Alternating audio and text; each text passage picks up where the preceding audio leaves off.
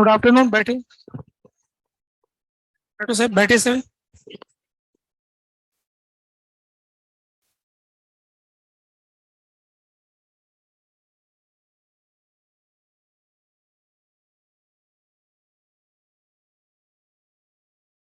Hello hello.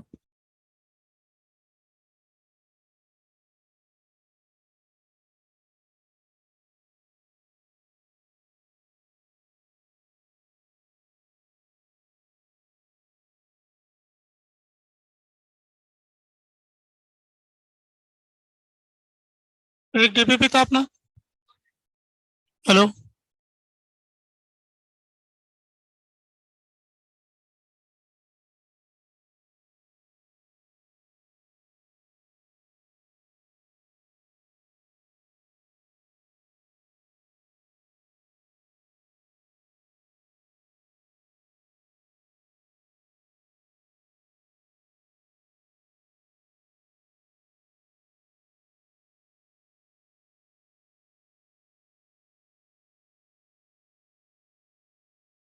ये 21।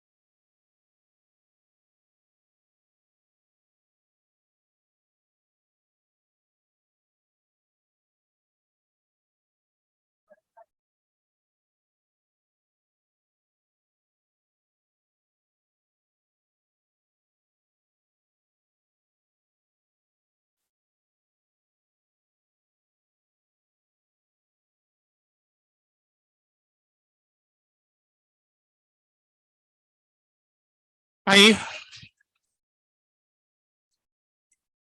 तो ये आंसर हो गए सारे, है ना? कोई क्वेश्चन इसमें पूछने वाला है क्या? सेकंड क्वेश्चन पूछते हैं।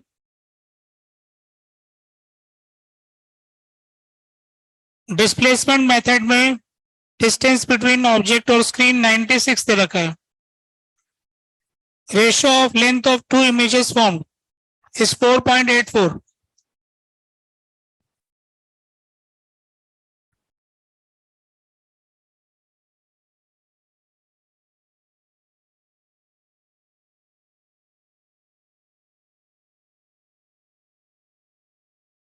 बताओ क्या किया, क्या हुआ?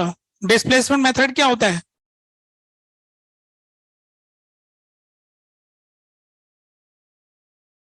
अपनी कॉपी होगी ना, उसको पन्ने पलटो, कुछ घर से करने के लिए दिया था ना, एग्जाम में थोड़ी बैठे थे। घर में कॉपी किताब तो रहती है। डिस्प्लेसमेंट मेथड पता होना चाहिए ना पहले, फिर तो सवाल होगा। अटेम्प्ट करने का क्या तरीका है? पहले सवाल पढ़ो, नाम है डिस्प्लेसमेंट मेथड, नहीं पता तो पहले डिस्प्लेसमेंट मेथड पढ़ो, जानकारी लो, फिर इसको समझ में आ गया तो फिर देखो अप्लाई करके दिखाओ, वैसे होगा। किस किस को पता है डिस्प्लेसमेंट मेथड? तुम्हारे दोस्त को ही पता है, बगल में बैठा है, हाँ ना? तुम्हें क्यों नहीं पता है? वही बताएगा, दोस्त ही बताएगा। क्या होता है डिस्प्लेसमेंट मेथड? ऑब्जेक्ट फिक्स्ड होता है, ठीक है। स्क्रीन भी फिक्स्ड होती है।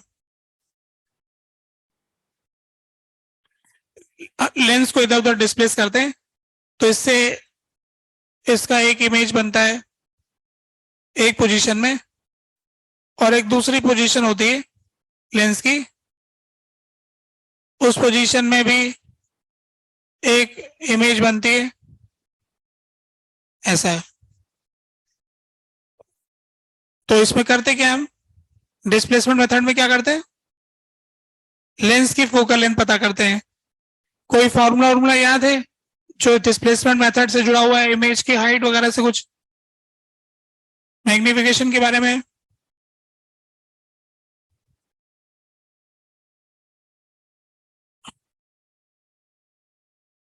हाँ, एक की हाइट अगर h1 है और दूसरे की हाइट h2 है, इसको h2 बोल देते हैं, इसको h1, इसको 1 और इसको 2, और ये ऑब्जेक्ट की हाइट है h0।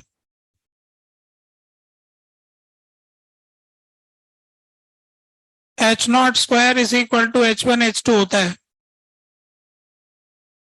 ना। अगर इधर से ये डिस्टेंस x है और ये डिस्टेंस y है, तो दूसरी वाली पोजीशन में इधर से डिस्टेंस x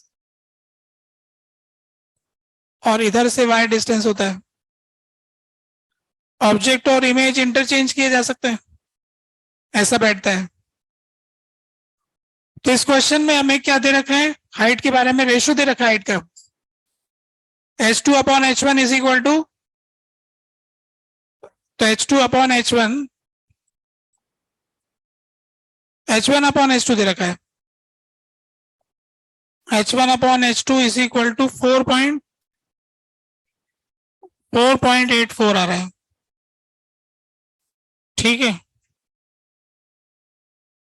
तो अगर मैं इसको, क्या ऑब्जेक्ट की हाइट वाइट दे रखा है क्या, नहीं दिया है। अब ये तो अपन को हाइट का रेशियो दे रखा है, और क्या जानकारी दिया हुआ क्वेश्चन में, डिस्टेंस दिया हुआ है 96, ये x प्लस वाई जो है वो 96 है, ठीक है। बैठो, अब अपन को सॉल्व करना है कि ratio of length of object to the length of shorter image h2 है ना, HO अपॉन h2 की वैल्यू चाहिए। तो HO अपॉन h2 की वैल्यू कैसे आएगी भाई, इसको ऊपर नीचे h1 से h2 से गुणा कर देते हैं, क्या फर्क पड़ता है, सेम नंबर से ऊपर गुणा कर दे नीचे गुणा कर दे, क्या फर्क पड़ता है। फिर h1 इंटू h2 तो HO स्क्वायर होता है, तो ये हो गया HO square upon h2 square बराबर 4.84, दोनों तरफ रूट ले ले, क्या फर्क पड़ता है, height of object upon shorter image का हाइट का रेशियो आ गया, ठीक है, हो गया। और भी हो जाएगा, बाकी बातें भी हो जाएगी। और कुछ बताइए, हो गया सब कुछ, आसान है। और क्या था, इसके अलावा कुछ भी नहीं था, अच्छा इतना कम होमवर्क, ठीक है, आगे बढ़ते हैं फिर। तो अपनी क्लास में हमने कहाँ पर बात चली थी, पोटेंशियल एनर्जी, ओ एनर्जी वाला चल रहा है, एक सवाल था हमारा, solid sphere, solid non conducting sphere,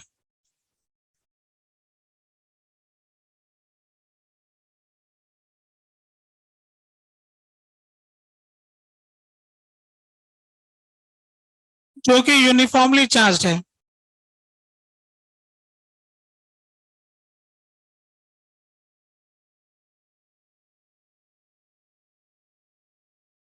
क्यों चार्ज है, यूनिफॉर्मली चार्ज है। तो आपसे ये पूछा था कि इसकी एनर्जी निकाल के बताइए, इलेक्ट्रोस्टैटिक पोटेंशियल एनर्जी क्या होगी इसकी, मालूम कीजिए।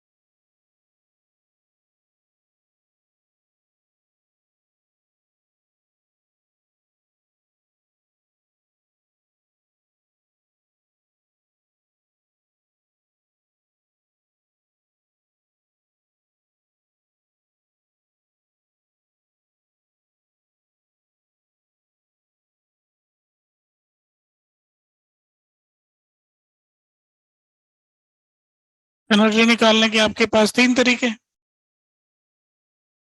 सारे पेयर्स की एनर्जी को जोड़ दो तो एनर्जी आ जाएगी। इसको बनाने में जितना वर्क करना पड़ा, कितना खर्चा हुआ, तो एनर्जी आ जाएगी। एनर्जी डेंसिटी से भी एनर्जी आ जाएगी।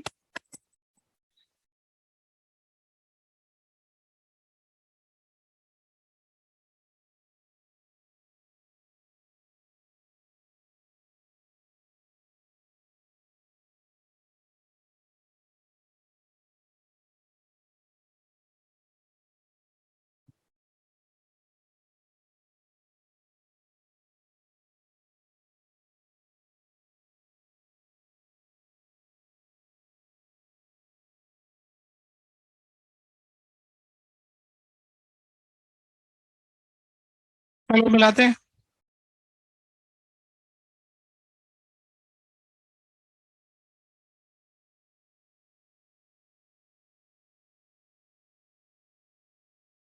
जो इसमें एनर्जी है वो उसकी एनर्जी इसके भीतर वाले हिस्से में जो इलेक्ट्रिक फील्ड है उसकी फॉर्म में स्टोर है, और बाहर जो एनर्जी स्टोर है वो मिलाकर के टोटल एनर्जी है इसकी।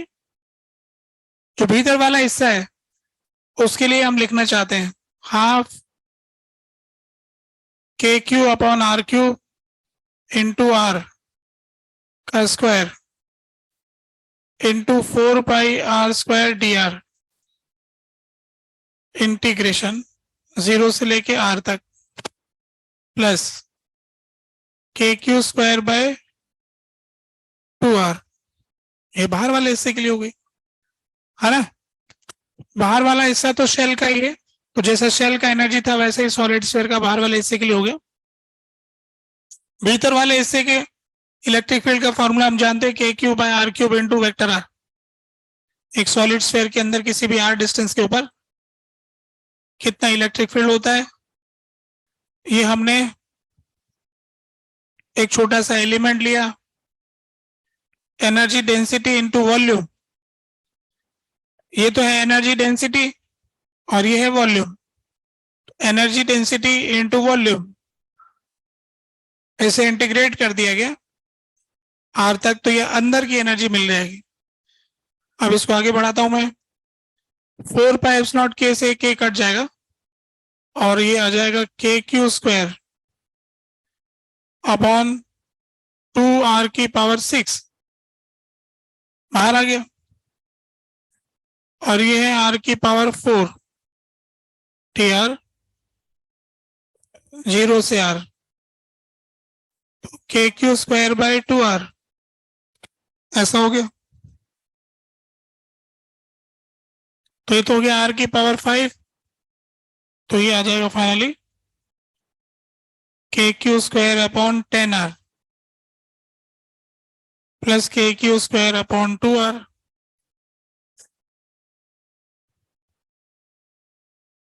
तो इससे हमें पता लगा कि जितनी एनर्जी इस सॉलिड स्फीयर के बाहर भरी हुई है उसकी 1/5 एनर्जी उसके भीतर भरी हुई है ना। बाहर वाले का 1/5 करेंगे तो भीतर क्या आ जाएगी। टोटल मिला के कितनी हो गई,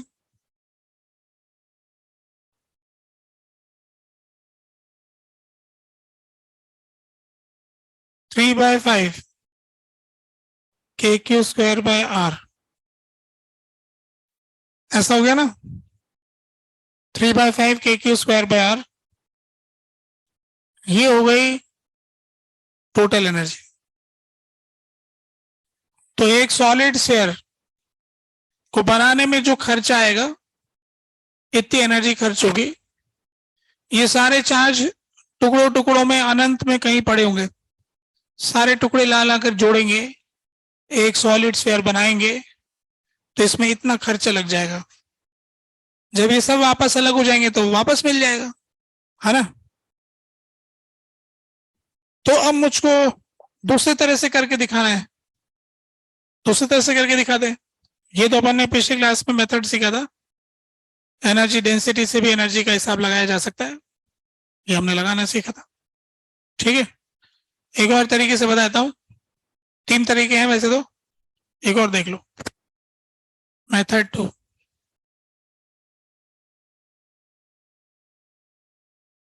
मेथड 2 में हम ऐसा करेंगे कि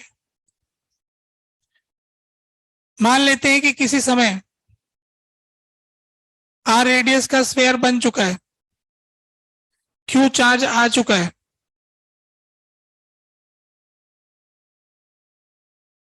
अब हम इस विचार से इसको सॉल्व कर रहे हैं।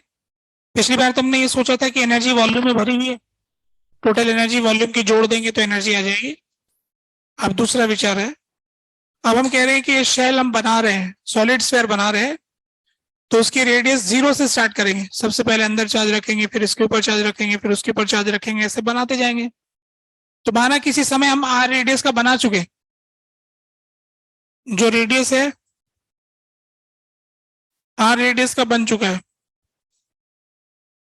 अब हम नया डी क्यू चार्ज इंफिनिटी से उठा के लाए हैं। इस डी क्यू चार्ज को हमने इसके ऊपर ला करके इसकी एक लेयर चढ़ाई है। ये डी क्यू चार्ज की लेयर चढ़ा दो भाई, इससे इसकी रेडियस डी आर बढ़ गई। इस तरह से रेडियस बढ़वानी है कि डेंसिटी वही रखनी है ना। उस डी क्यू चार्ज को ऐसा बांटना है कि सेम डेंसिटी के साथ जमा हो, तो उससे एक थिकनेस आ जाएगी। इस डी क्यू चार्ज को वहां से यहां तक लाने में जो एनर्जी में चेंज आएगा डी यू, वो होगा के क्यू बाय छोटा आर इंटू डी क्यू। ये डी क्यू चार्ज जब इंफिनिटी पे रहता था तो इसकी और उसकी कोई एनर्जी नहीं थी। जब वो उसकी सरफेस पर आया तो सरफेस पर potential into charge, potential energy हो गई। ठीक है, बात क्लियर हो गई। तो चेंज इन पोटेंशियल एनर्जी इतना आ गया, वहां 0 था, यहां इतना है, तो चेंज हो गया डी यू। अब इसे इंटीग्रेट कर देंगे।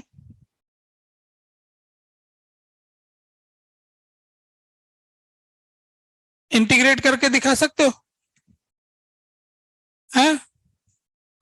वो जो उधर दिया है इंटीग्रेट कर दोगे क्या? क्या करोगे? आर भी वेरिएबल है, सही समझ गए हो, है ना। आर हटाना पड़ेगा, तो Q upon 4/3 pi r cube, छोटा Q अपॉन 4/3 पाई छोटा आर क्यूब,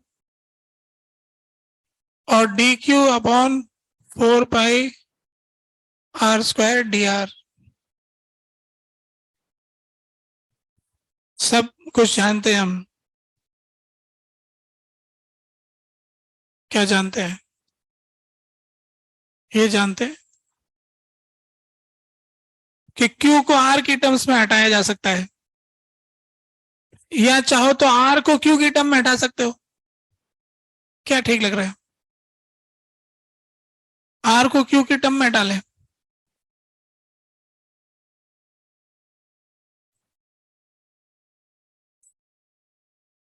ऐसा कर लें क्या? R हटा लेते हैं इस इक्वेशन में से, Q पुट कर देते हैं। चलो ग्रेड करते हैं। Integrate R Q upon Q की पावर 1/3। अब जरा इसको भेजेंगे बाहर, के Q की पावर 1/3 डिवाइडेड बाय R बाहर आ गया।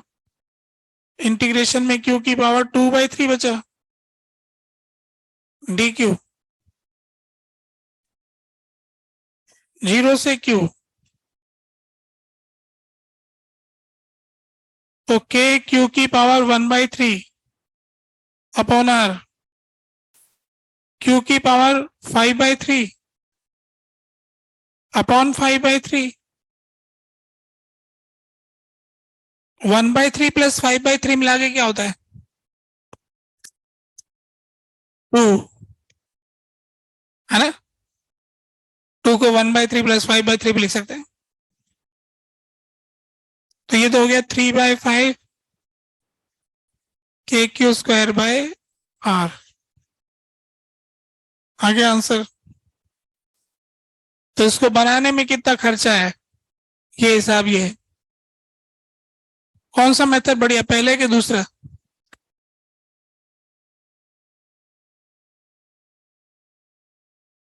दोनों ही आसान है, दोनों ही हमसे नहीं होते।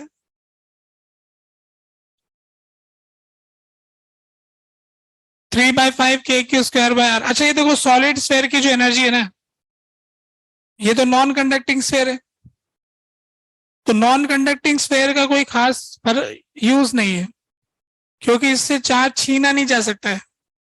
इसको तो तोड़ फोड़ करनी पड़ेगी, हाथ से तोड़ तोड़ के अलग करना पड़ेगा। ये ऐसे अलग होता नहीं, चार्ज इसमें हिलता नहीं। कंडक्टर वाले में तो क्या है, इधर उधर चला जाता है, वायर जोड़ो दूसरे में चला जाएगा।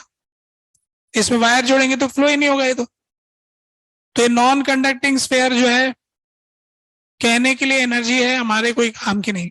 ये तो पॉइंट चार्ज की तरह ही है, इसको कहीं ले जाओ, है ना।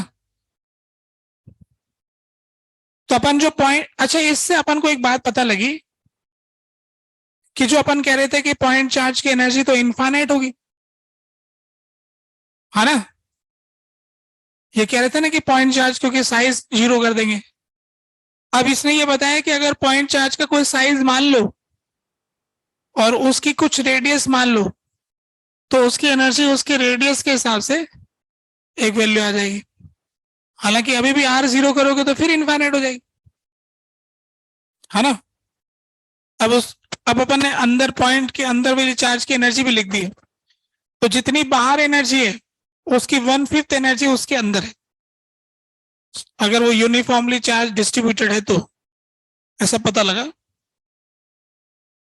ठीक है, आगे बढ़ते हैं, दूसरे सवाल करते हैं।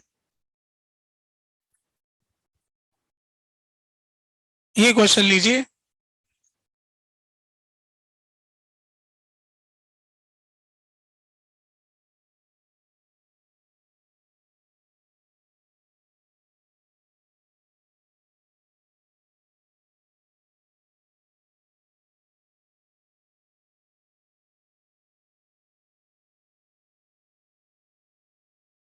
Q1 Q2 चार्ज की दो शेल दे रखी हैं, इनकी एनर्जी हमको बतानी है।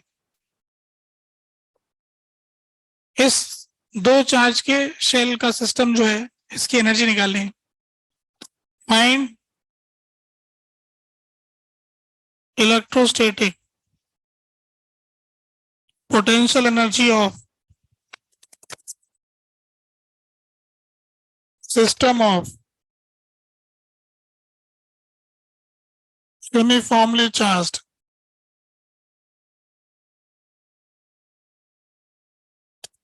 concentric spherical shells।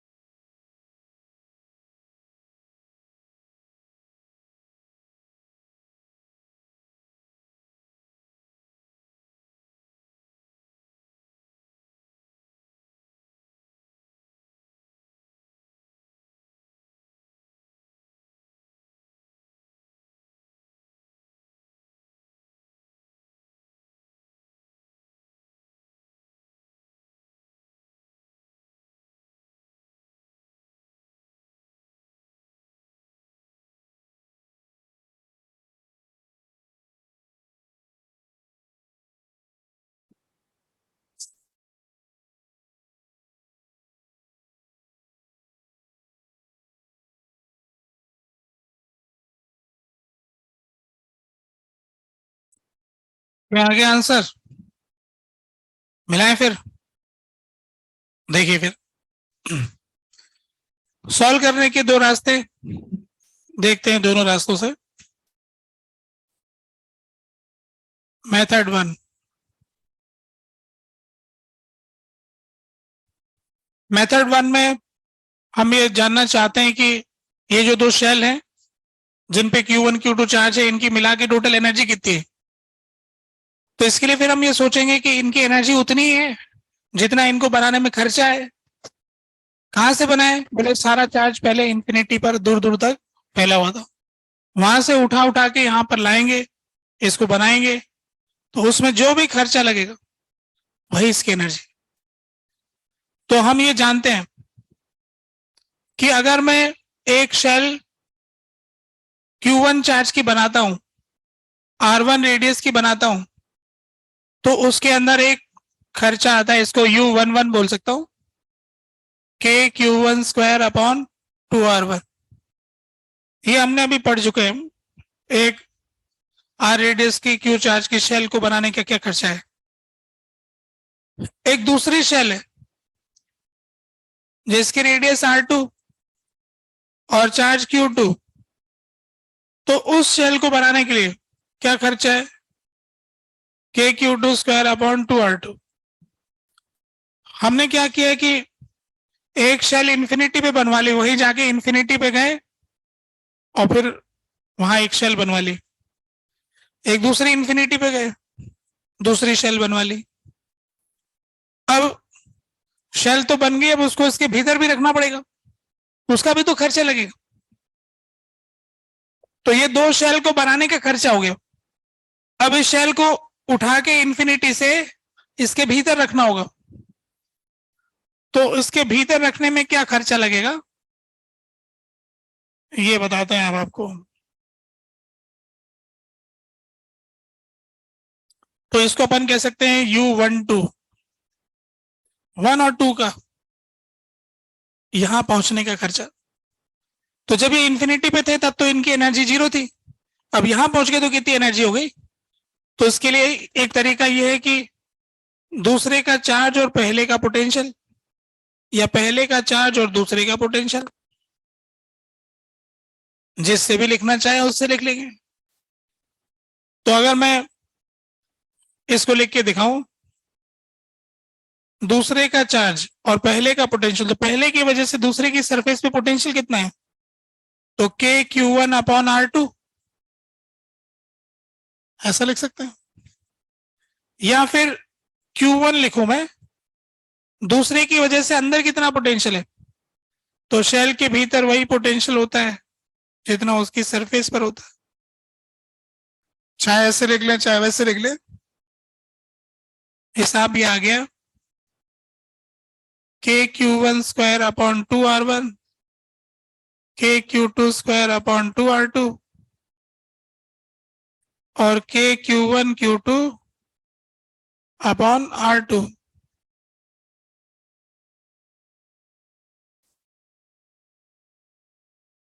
-0, final minus initial, initial 0 था तो इसमें से 0 घटा लो। तो इनफाइनाइट सेपरेशन पे 0 था, यहां लेके आए इतना हो गया, तो जो चेंज आया वो ये आया। बताओ ऐसे किसने लिखा था? दो विद्यार्थी कह रहे हैं कि उन्होंने लिखा है, 3 लोग कह रहे हैं, ठीक बात है। तो अब हम दूसरा मेथड देखते हैं। मेथड 1 तो इजी एकदम है ना। मेथड 2 देखिए।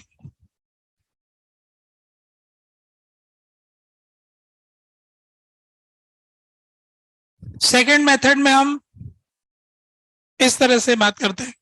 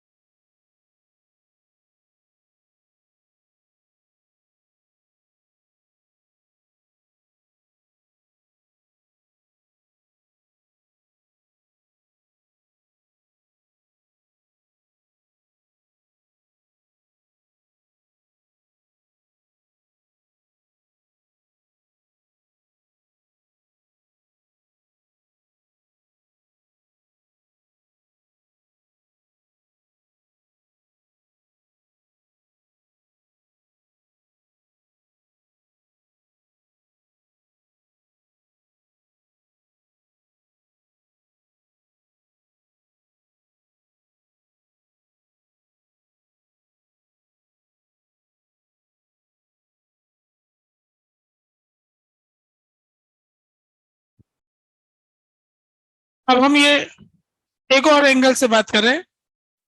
अब हम ये कहना चाहते हैं कि जो भी एनर्जी है ना, वो तो सब इलेक्ट्रिक फील्ड में स्टोर है। और इलेक्ट्रिक फील्ड कितने इलाकों में है? अगर इसके इलाके डिवाइड कर दें, ये सबसे अंदर का इलाका है, ये बीच का इलाका है और ये बाहर का इलाका है। अगर हम इन तीनों हिस्सों की एनर्जी को जोड़ देंगे, एनर्जी आ जाएगी।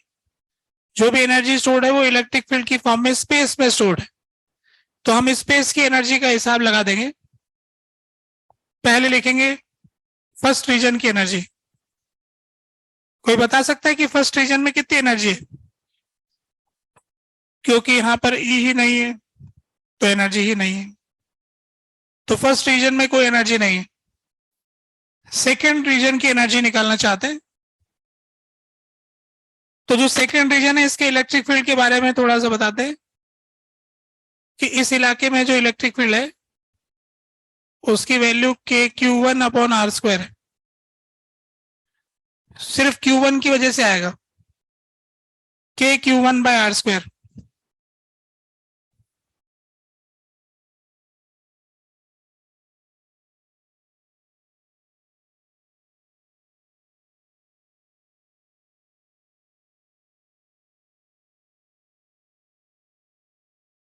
KQ1/R², है ना? KQ1/R² आ रहा है इसके अंदर। तो इसकी वजह से जो एनर्जी लिखना चाहते हैं, KQ1/2R1 माइनस KQ1/2R2।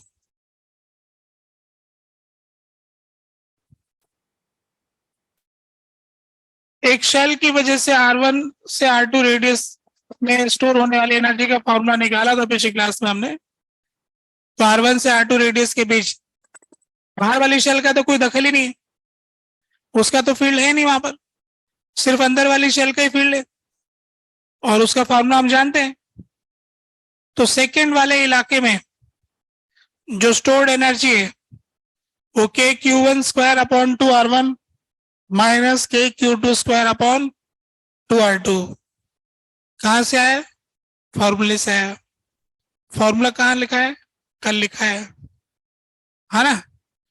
R1 से R2 रेडियस में इतनी एनर्जी स्टोर होती है।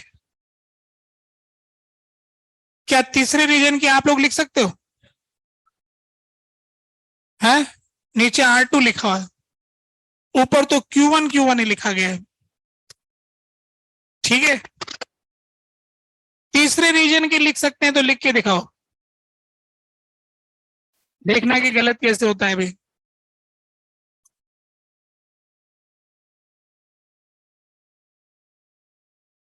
तीसरा इलाका यहां से शुरू होता है, अंत तक जाता है।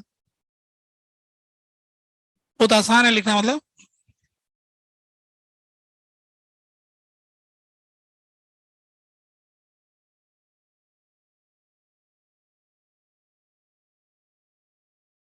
बस ये ध्यान पूर्वक हमने लिखना सीख लिया तो हम दुनिया से आगे हो गए भाई।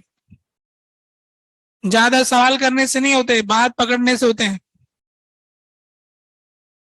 दिन भर ही तालाब में बैठे ऐसे ऐसे करते रहो, तैरना थोड़ी सीख।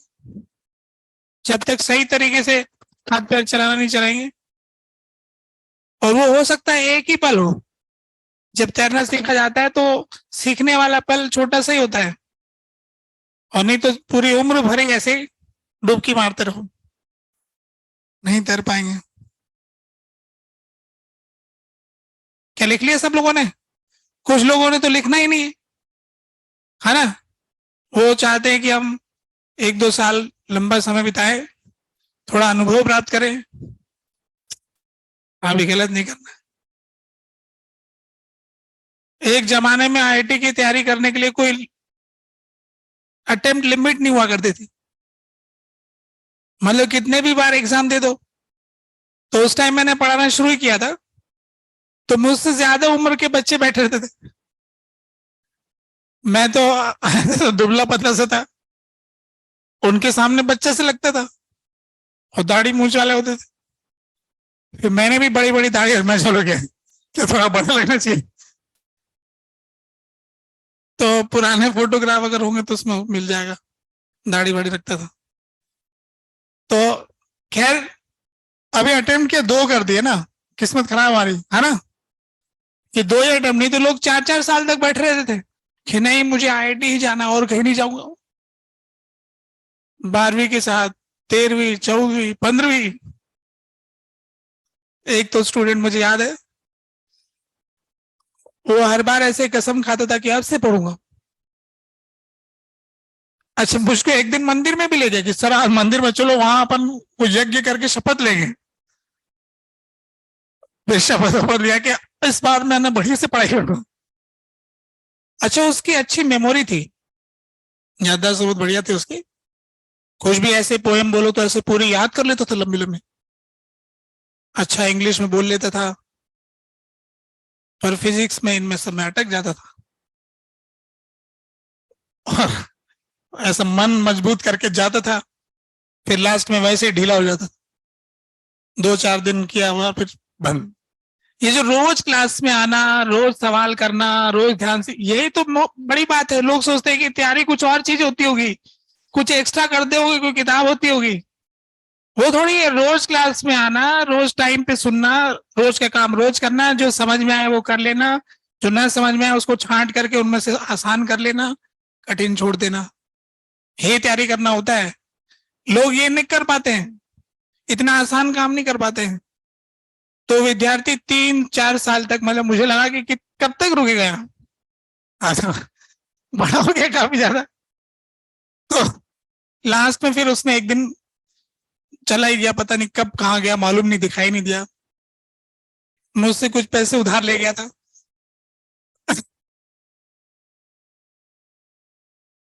और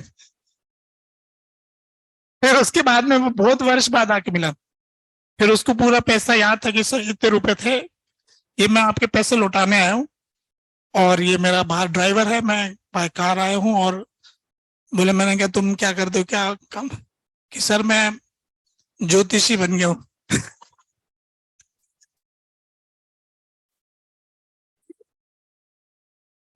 इंटरनेशनल ज्योतिषी। अभी वो विदेश में है, मतलब उसके क्लाइंट्स विदेश में है, उसको लोग टिकट दे के बुलाते हैं कि हमारे इस शहर में आइए, ऐसे अलग अलग सिटीज में जाता है, बस बढ़िया अर्निंग करता है।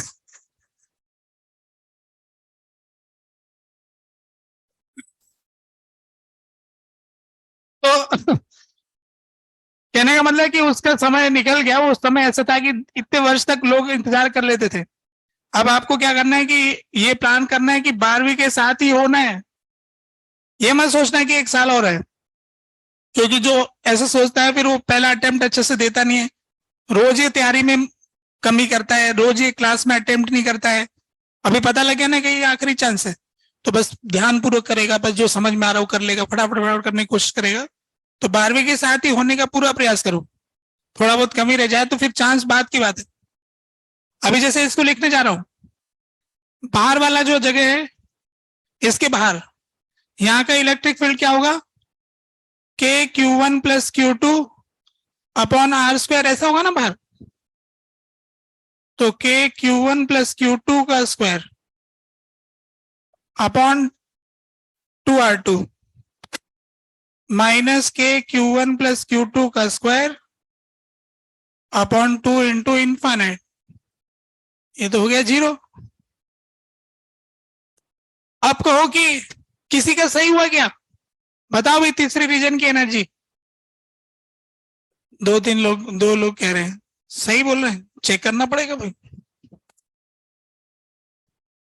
इधर किस किसने बोला।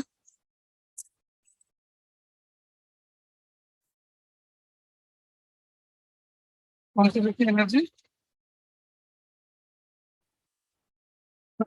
वाली।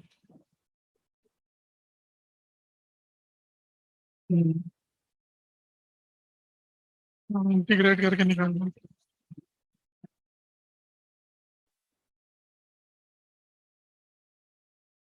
होल स्क्वायर ओपन हो रहा है।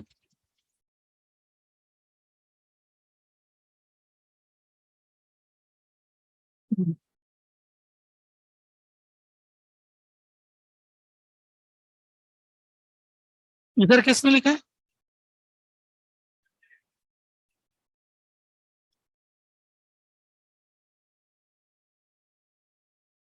आपको समझ करना था भाई। दूसरा मेथड निकाले थे तो लोगों ने क्या किया कि पहले वाला टोटल आंसर पता था,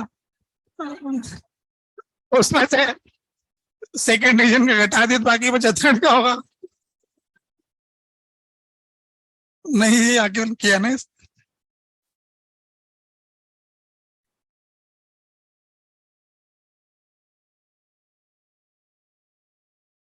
देखो चालाक लोग तो ऐसे वैसे कैसे भी करके कहीं तो घुस जाते, भोले लोगों को मजदूरी करनी पड़ती। तो अभी ये बात हो गई, दूसरा सवाल करते फिर मौका देते हैं।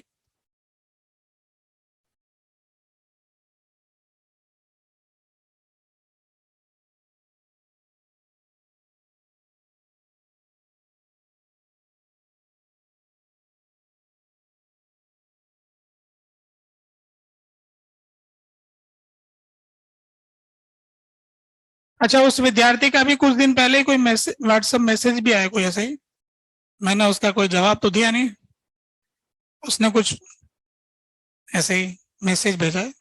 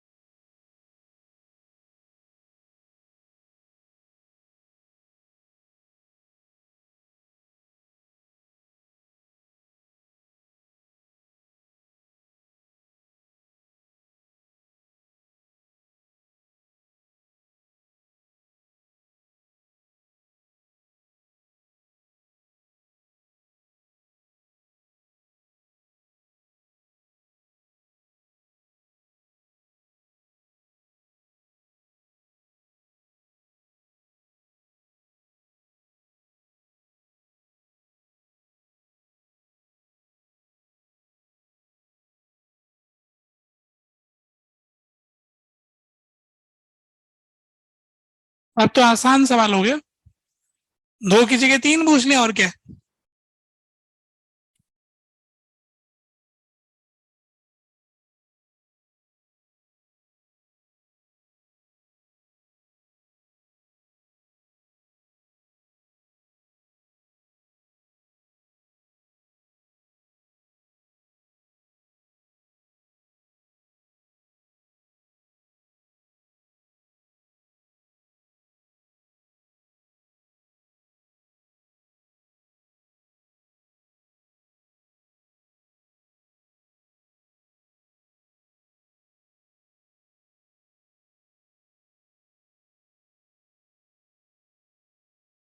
नहीं बस एक्सप्रेशन लिख दो आप तो।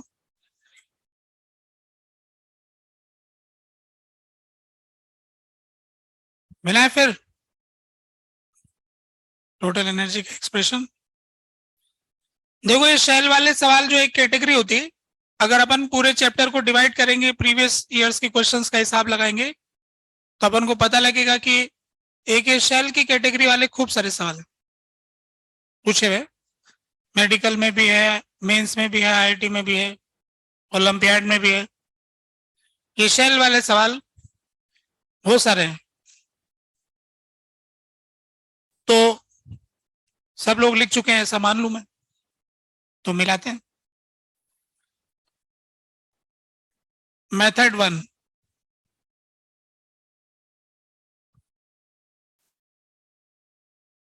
मेथड 1 में मैं कुछ इस तरह से लिखने जा रहा हूं, U11, U22, U33,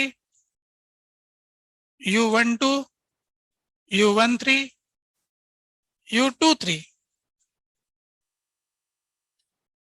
one shell 1 को बनाने में क्या खर्चा लगा, एक तरह से ये कह सकते हैं शेल 1 के सरफेस पे जितने भी चार्जेस हैं उनके सारे पेयर्स का एनर्जी का टोटल सम क्या है पेयर वाइज, वो है U11।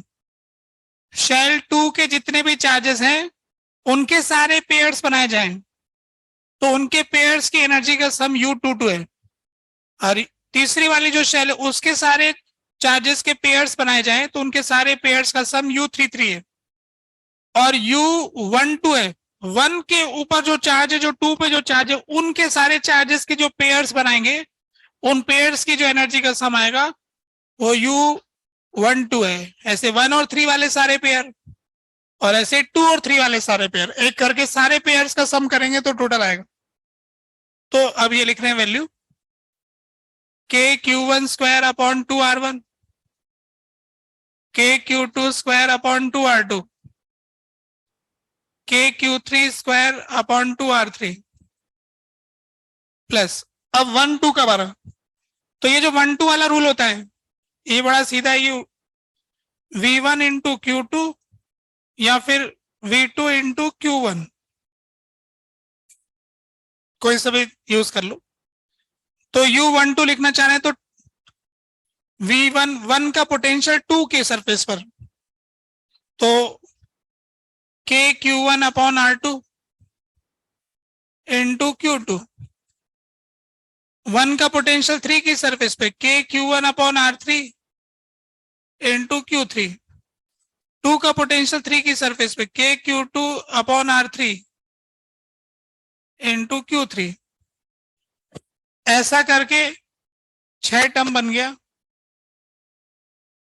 देखो मिल रहा है क्या? कुछ बुरे लोग तो मिलाना भी नहीं जानते, एक आधी टर्म इधर उधर हो रही होगी तो कि नहीं मिल रहा, काफी मिल रहा है, एक ही तो फर्क पड़ रहा है, R2 R3।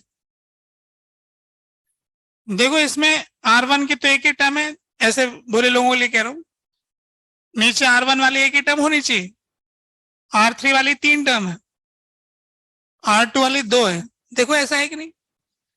ऐसा ही है ना? बाकी Q1 Q2 वगैरह मिल ही रहा है। अब रीजन वाइज और लिख लेते हैं दूसरे तरीके से, एक्सप्रेशन एक और बनाया जा सकता है, मेथड 2।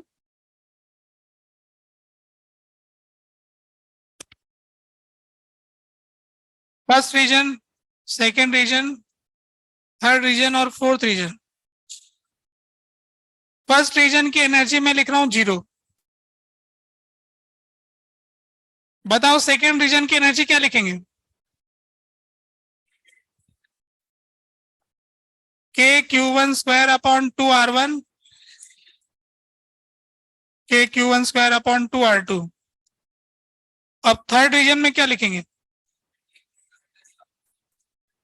KQ1 प्लस Q2 का square upon 2R2, KQ1 plus Q2 का होल स्क्वायर अपॉन 2R3। और फोर्थ रीजन में KQ1 plus Q2 plus Q3 का होल स्क्वायर अपॉन 2R3, बाकी तो 0 हो जाएगी। तो ऐसे करके इसके अंदर हमारे पास टोटल कितनी टर्म आ गई? 5, उसमें 6, इसमें 5, जोड़ लो।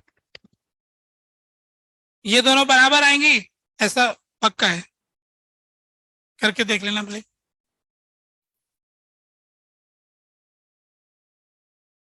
ठीक है, बात समझ गए? आगे बढ़ते एक और सवाल करते हैं।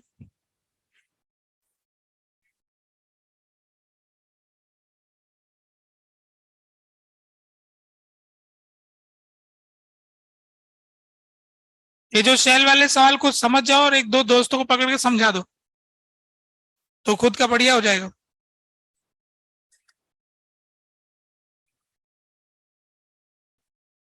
हो गया ना?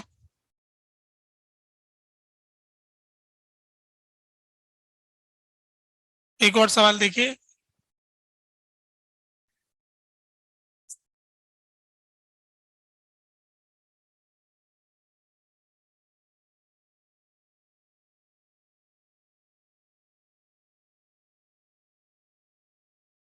एक शेल के ऊपर क्यू चार्ज है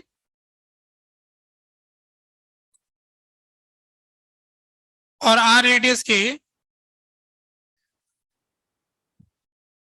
इसको हमने क्या किया कि रेडियस को घटा दिया,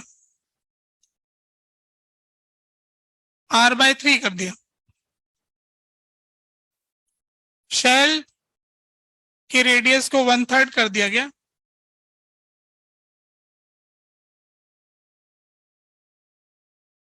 find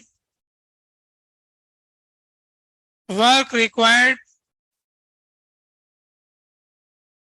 against electrostatic forces.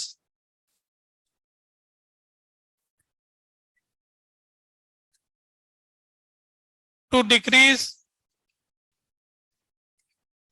radius of shell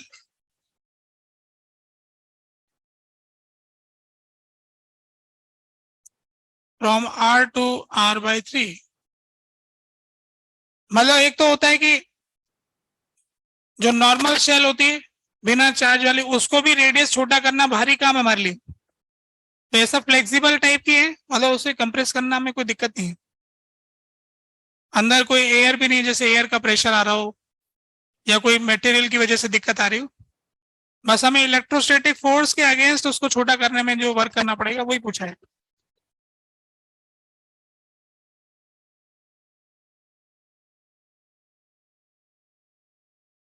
छोटा सा सवाल है, कोई भी कर देगा ऐसा लगता है।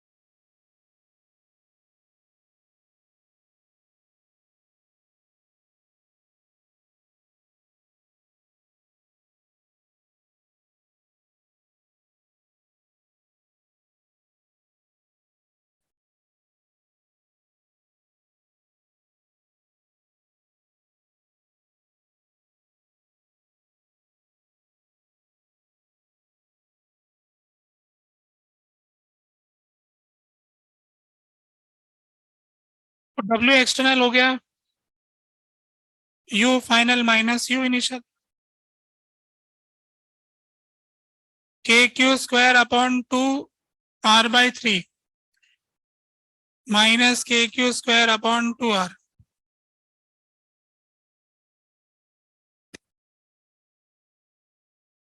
तो क्या आ गया, के क्यू स्क्वायर बाय आर।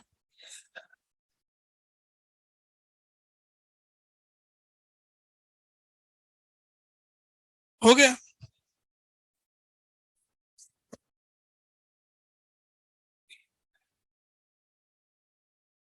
हमारा वर्क पूछा ना, हमें कितना वर्क करना पड़ेगा। अच्छा, इसको एक और तरीके से सोच सकते हैं, ऐसा कि ये जो इलेक्ट्रिक फील्ड था वो ऐसा था, आर से शुरू होता था, अनंत तक जाता था। बाद में क्या हुआ कि इसका रेडियस घट करके r/3 हो गया। तो ऐसा होने से ये इलेक्ट्रिक फील्ड इस इलाके में भी आ गया। इस इलाके में जितनी एक्स्ट्रा एनर्जी आई वही वर्क करना पड़ा। बाद उधर वाले इलाके में तो इलेक्ट्रिक फील्ड पहले ही मौजूद था, इसे कंप्रेस करने से आपने इलेक्ट्रिक फील्ड के क्षेत्र को बढ़ा दिया है। इतना एनर्जी, इतने इलाके में जितनी एनर्जी को उतना एक्स्ट्रा हो गया। तो इस एनर्जी को लिखना चाहेंगे तो K Q square upon 2r/3 minus K Q square upon 2r। r/3 से r तक के इलाके में कितनी एनर्जी स्टोर थी, जो डिफरेंस है वो उसी के बराबर है जितना स्पेस में इलेक्ट्रिक फील्ड फैल गया। तो जो भी हमने वर्क किया वो उस स्पेस में स्टोर हो गया जहां नया इलेक्ट्रिक फील्ड आ गया है, जहां पहले हुआ नहीं करता था, ऐसा हमको पता लग गया। ठीक है, बढ़ते हैं। ये सवाल हो गया, इसका आंसर तो मिल ही गया आप लोगों को। अगला क्वेश्चन,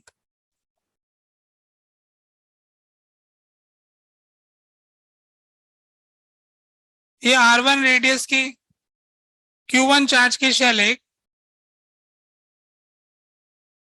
और एक ये r2 रेडियस की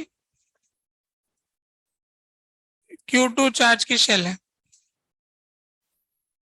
ये काफी दूर दूर है,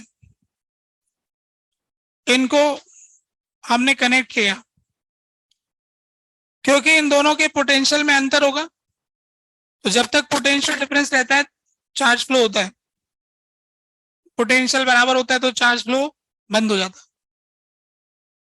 तो आपसे ये पूछा है कि स्विच क्लोज करने के बाद कितना नुकसान हो गया, फाइंड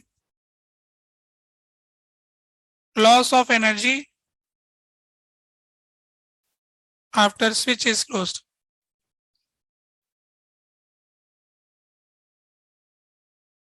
स्विच को क्लोज करने के बाद एनर्जी का कितना नुकसान हो गया।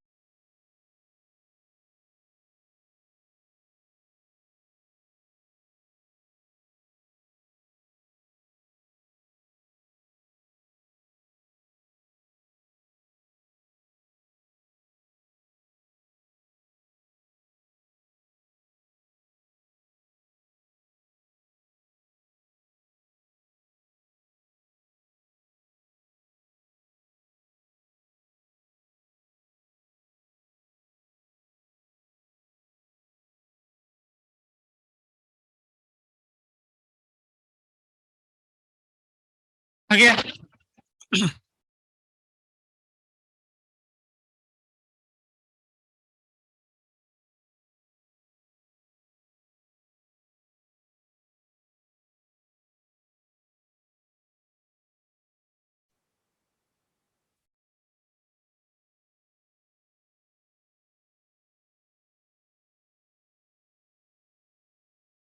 इनके बीच में ज्यादा डिस्टेंस है काफी, है ना, एक दूसरे से काफी दूर है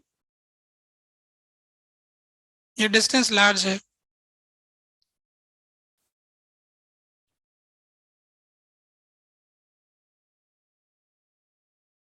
मेटल की शेल है, कंडक्टिंग वायर है, जोड़ने से चार्ज इधर उधर जाएगा।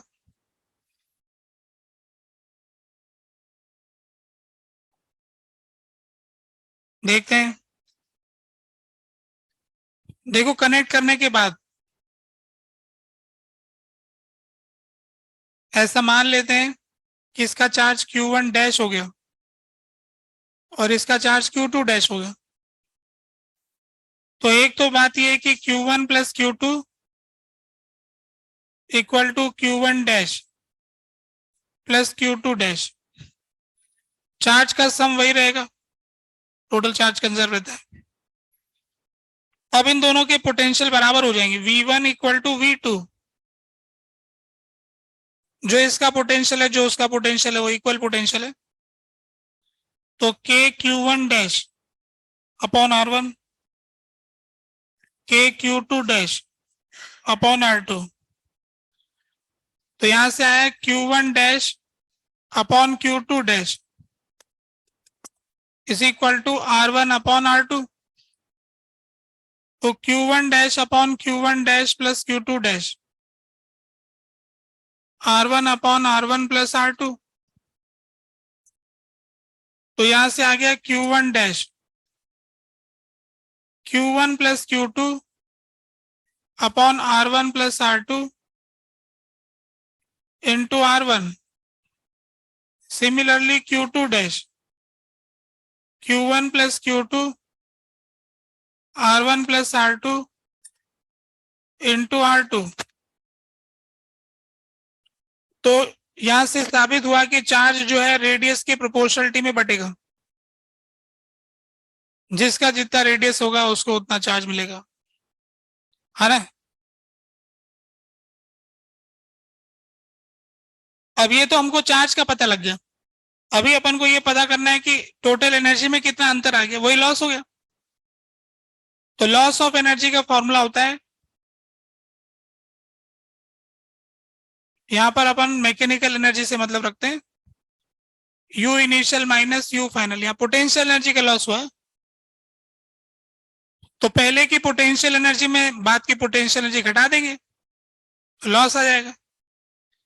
तो पहले वाली क्या आएगी, K Q one square upon 2r1 plus K Q two square upon 2r2।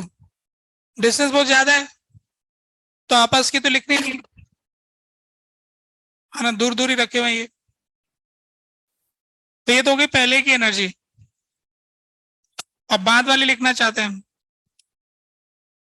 कि अब बाद वाला चार्ज है Q1 डैश, तो Q1 plus Q2 upon R1 plus R2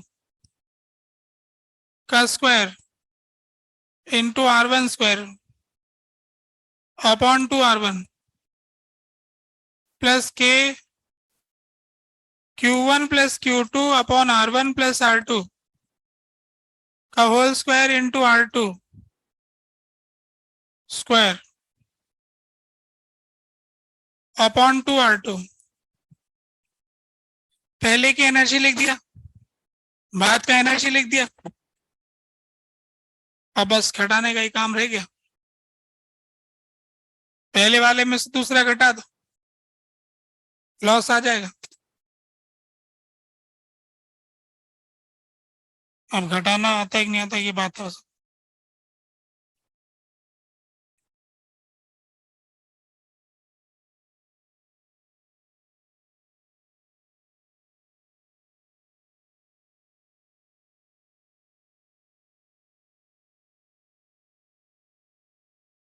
ये तो R1 कट के ऊपर चला गया, के Q1 प्लस Q2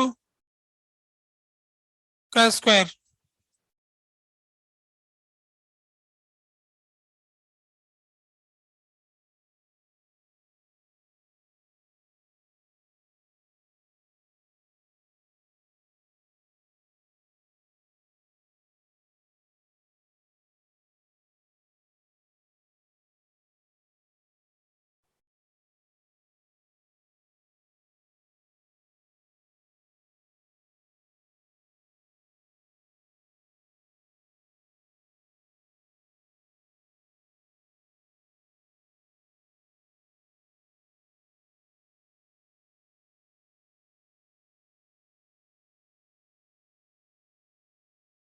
अब घटाओ भाई।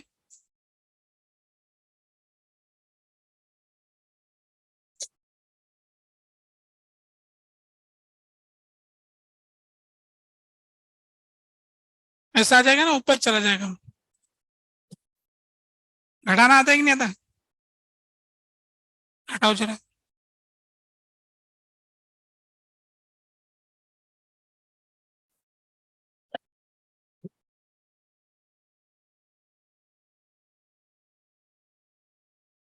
तो घटा के दिखाएं हम।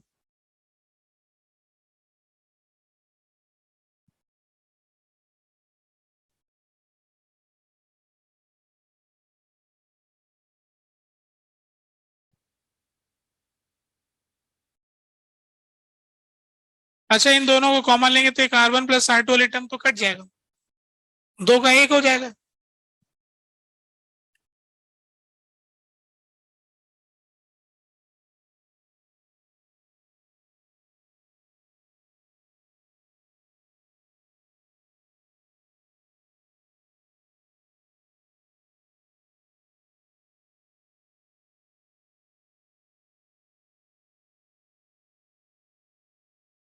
ऐसा है,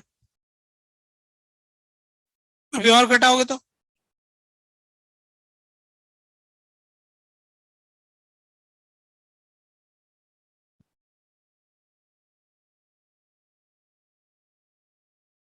और इसको घटाएंगे तो ऐसा आएगा, half R1 R2 upon R1 plus R2 into के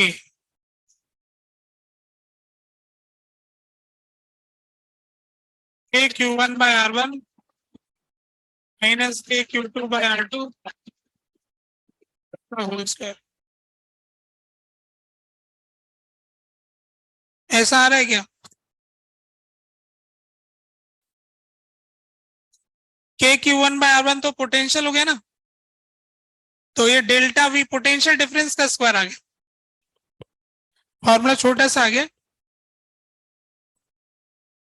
half K R one R two upon R one plus R to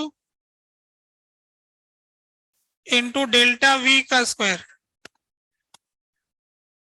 potential difference का स्क्वायर। अगर दोनों का पोटेंशियल बराबर होगा तो चार्ज फ्लो ही नहीं करेगा, नुकसान होगा ही नहीं, तो लॉस जीरो आ जाएगा। हर अगर दोनों का पोटेंशियल बराबर होगा तो चार्ज फ्लो ही नहीं करेगा, तो उस केस में लॉस जीरो आ जाएगा।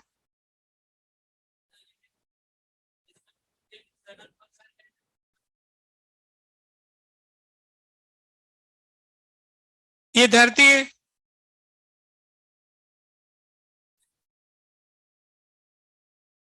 और ये एप्पल है।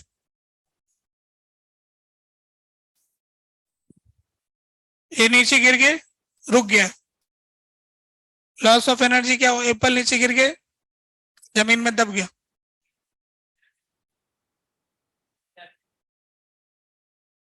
किसने वर्क किया? तो वहां पे कौन करेगा?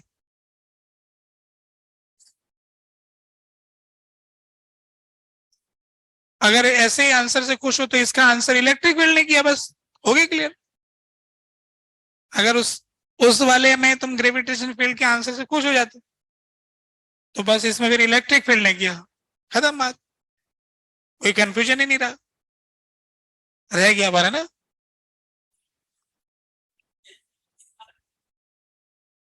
क्या कह रहे हो? इसमें नहीं हो रहा है पोटेंशियल में चेंज, पोटेंशियल एनर्जी में, पोटेंशियल में चेंज, इसमें भी हो रहा है। पोटेंशियल एनर्जी तो होती है इसलिए कि इसमें दूसरे की जरूरत ही नहीं होती, खुद से होता है, वो तो अपने आप ही होता है। पोटेंशियल डिफरेंस होगा तो अपने आप जाएगा, एक्सटर्नल की थोड़ी जरूरत होती है। हाइट में अंतर है तो खुद ही गिरेगा। पोटेंशियल में डिफरेंस होगा, एक टंकी में पानी ज्यादा भरा होगा, एक में कम भरा होगा, तो बाल्टी उल्टी थोड़ी करनी पड़ेगी, खुद ही चला जाएगा। इसमें कोई एक्सटर्नल की कहां जरूरत है, अपने आप जा रहा है ना डिफरेंस, इसलिए डिफरेंस को खत्म करने के लिए जा रहा है। तो ये क्वेश्चन का ये आंसर आप लोगों ने इसको सिंप्लीफाई करके देखना, उसमें कोई एरर भी हो सकती है ना, चेक करना, मुझे बताना कि एरर है कि नहीं, ठीक है ना? कुछ कह रहे हो? तुमने निकाला, निकाल पाओगे तो बताना मुझे। कोई तरीका हो तो बताना मुझे, है ना। ये जो अपन ने लिखा है ये इलेक्ट्रिक फील्ड की एनर्जी लिखी है, इसके चारों तरफ इसके इलाके में जो एनर्जी फैली हुई थी वो इतनी हुआ करती थी, इसके चारों तरफ इसके इलाके में जो एनर्जी थी इतनी हुआ करती थी, जोड़ने के बाद कितनी हुआ करती है उसका अंतर ही तो लिखा है, और क्या लिखा है ना? कुछ कहना चाह रहे हो? कहाँ हुआ? ये अच्छा सवाल है। एनर्जी लॉस कहाँ हुआ? तो इसका आंसर है वायर में हुआ। जगह पूछा था, लोकेशन पूछा था, कहाँ हुआ? हाँ, चार्ज गया तो रास्ते में भिड़ा, है ना, बीच बीच में आयन थे उनसे भिड़ता भिड़ाता, ऐसे भिड़ता भिड़ाता चला था, गर्मी पैदा हो गई, हीट आ गई, है ना, वायर गर्म हो गया। किस फॉर्मेट में हुआ ये पूछ रहे हो, तो हीट पैदा हुआ। कहाँ हुआ? तो वायर में हुआ। किसने नुकसान किया? तो उस इलेक्ट्रॉन ने किया।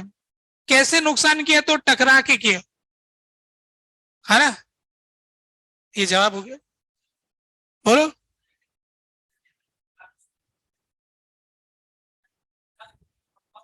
किसका बड़ा? दूसरा कौन है? धरती तो वहीं बैठी है, कोई है नहीं ना, कोई भी नहीं है। वो भी गर्म हो गया, एप्पल गर्म हो गया।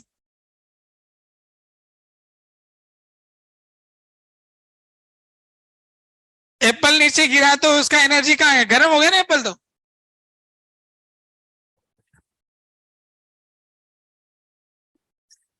इसमें मजाक नहीं कर रहा हूँ, सच्ची बात बोल रहा हूँ, यही तो है। जब एप्पल चला था तो उसके पास पोटेंशियल एनर्जी थी, जब वो आगे बढ़ा तो उसके पास काइनेटिक एनर्जी आई, फिर वो टकराया तो टकराने से चीज गर्म हो जाती, तो काइनेटिक एनर्जी हीट में कन्वर्ट हो गई। तो एप्पल वाली घटना में भी यही हुआ, ठीक है। और वो जो हीट है ना, वो भी चार्ज का वाइब्रेशन है। चार्ज जो मतलब एटम्स जो ऑसिलेट करते हैं उसकी फॉर्मेट में, फिर वो हीट लाइट की फॉर्मेट में रेडिएशन है, तो वो एनर्जी स्पेस में चली गई।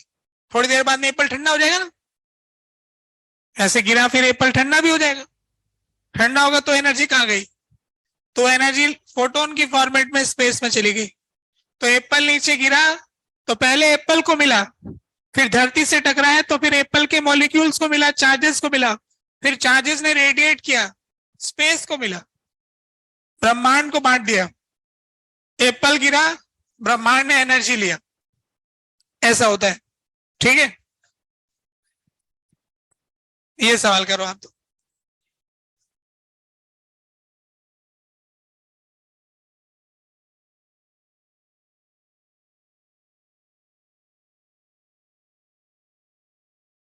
इजी क्वेश्चन पूछते हैं।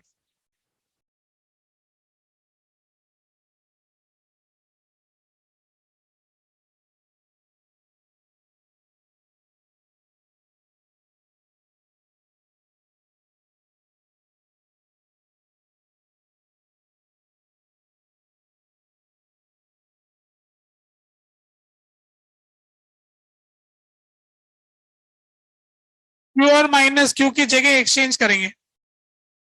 माइनस क्यू क्यू की जगह आएगा, क्यू माइनस क्यू की जगह जाएगा। अदला बदली करने में क्या खर्चा लगेगा? फाइंड एक्सटर्नल वर्क रिक्वायर्ड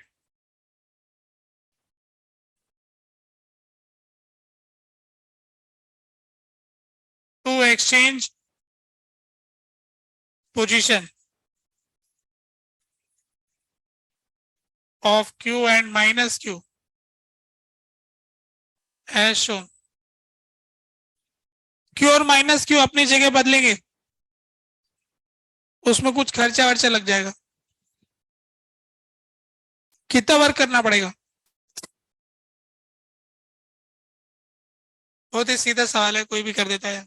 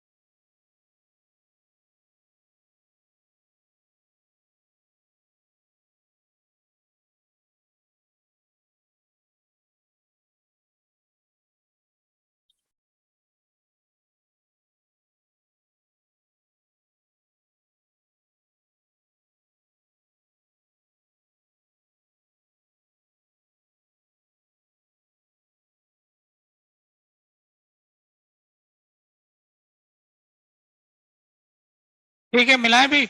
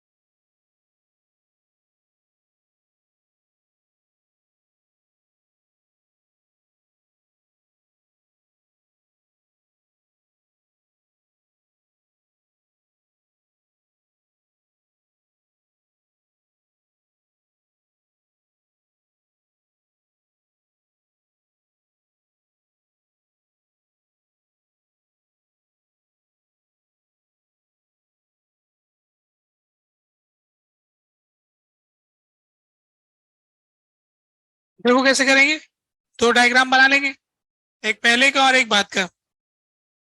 तो W एक्सटर्नल जो होगा वो U final minus U initial होगा। तो कुल मिला के हमें फाइनल एनर्जी लिखनी, इनिशियल एनर्जी लिखनी, घटा देना, और कुछ भी नहीं करना है। तब U फाइनल लिखने जा रहे हैं, तो K बाय L और L डिस्टेंस वाली चार टर्म होगी, तो इन सबको गुणा कर देंगे भाई बारी बारी। Q square minus q square minus 2Q square plus 2Q square,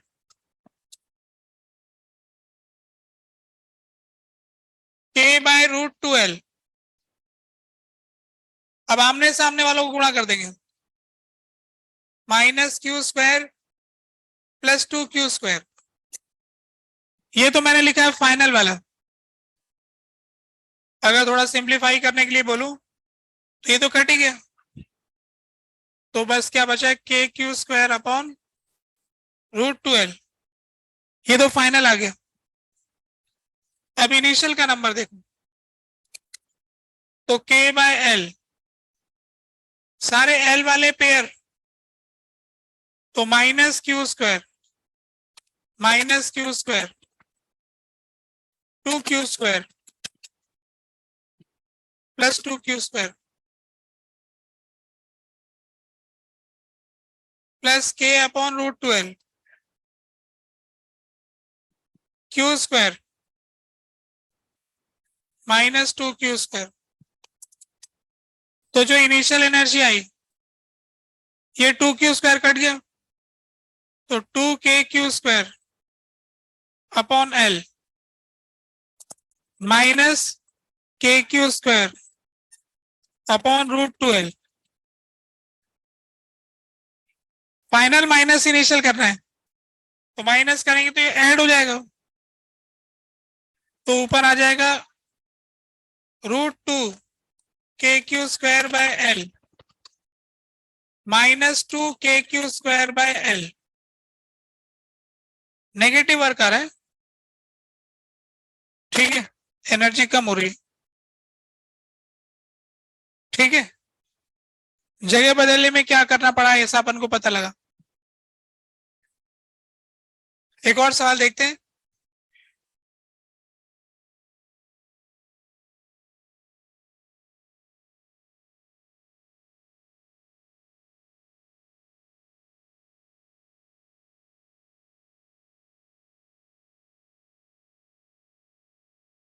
time क्या हो रहा है, 5:30।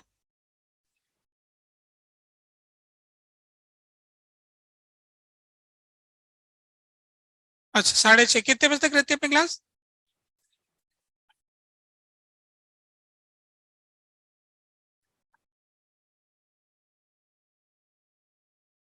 बचा हुआ अभी कुछ, जल्दी करो भाई, दूसरा सवाल करना है।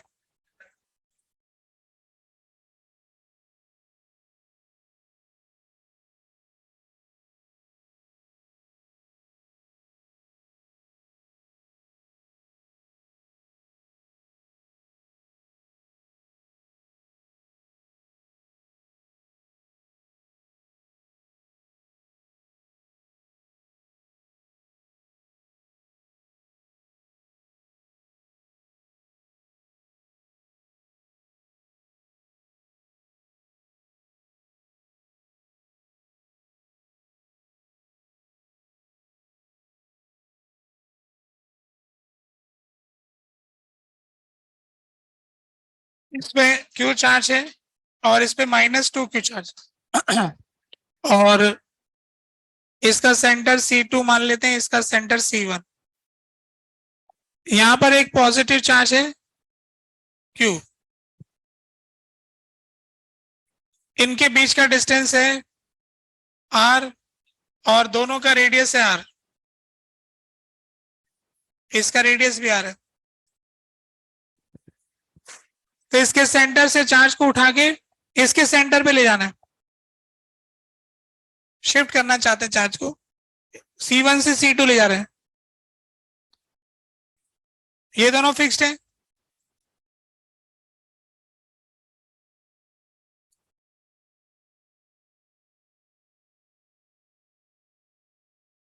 Find external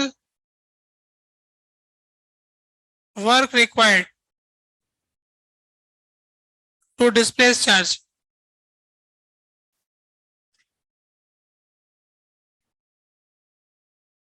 from C1 to C2, क्योंकि ये कंजर्वेटिव फोर्स है तो रास्ता कुछ भी चुन लो, वर्क एक ही होगा।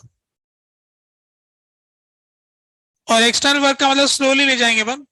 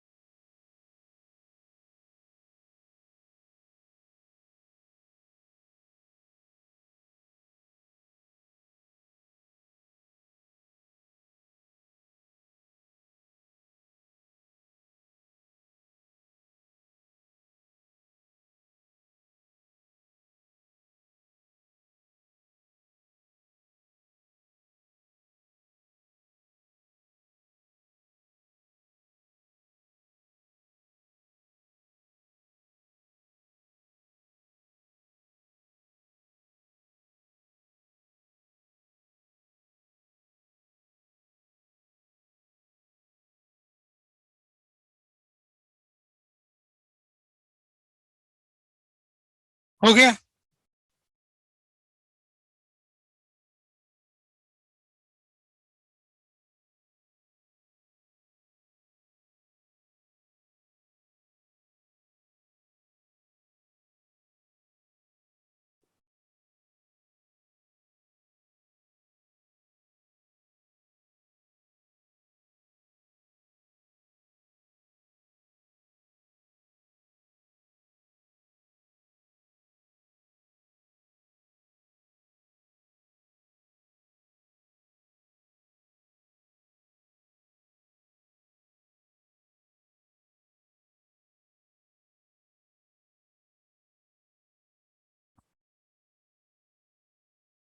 चलो मिलाते हैं।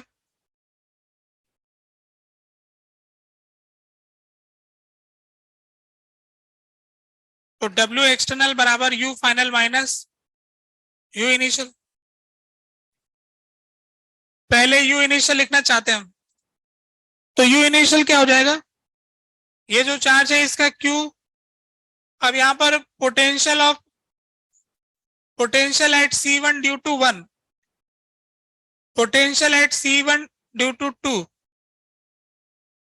C1 पॉइंट पर जो पोटेंशियल है वो 1 की वजह से क्या है और 2 की वजह से क्या है, और Q से गुणा करेंगे तो उससे उसकी पोटेंशियल एनर्जी उस जगह की मिल जाएगी। यही किया हुआ आप लोगों ने? नहीं किया। K minus 2Q upon R, KQ upon √2R। क्योंकि ये डिस्टेंस R है तो यहां से ये डिस्टेंस चाहिए √2R। तो ये हमने लिख दिया पहले की पोटेंशियल एनर्जी। जब बाद में ये चार्ज इसके सेंटर पे चला गया C2 के ऊपर, तो फिर उसमें लिखेंगे Q into potential at C2 due to 1, potential at C2 due to 2। C2 point पर पोटेंशियल 1 की वजह से, C2 पॉइंट पर पोटेंशियल 2 की वजह से, तो U फाइनल। तो C2 पर 1 की वजह से K minus 2Q upon √2R और KQ अपॉन R। अब उसको घटा देंगे ऊपर जो दे रखा है, आ जाएगा जो आना है ना। कितना सीधा साधा है ये। बस पोटेंशियल एनर्जी जो लोग लिखना सीखे हैं वो सब कर लेते हैं। पोटेंशियल से पोटेंशियल एनर्जी भी आ जाती है। तो अब वो जो इसमें आपकी शीट में सेक्शन है पोटेंशियल एनर्जी वाले, एक्सरसाइज 1 वाले, सेल्फ एनर्जी वाले कर देना, है ना। 3 है सेक्शन शायद, देख लेना जो एनर्जी वाले हैं सारे, वो सारे कर लेना, 3 सेक्शन है शायद।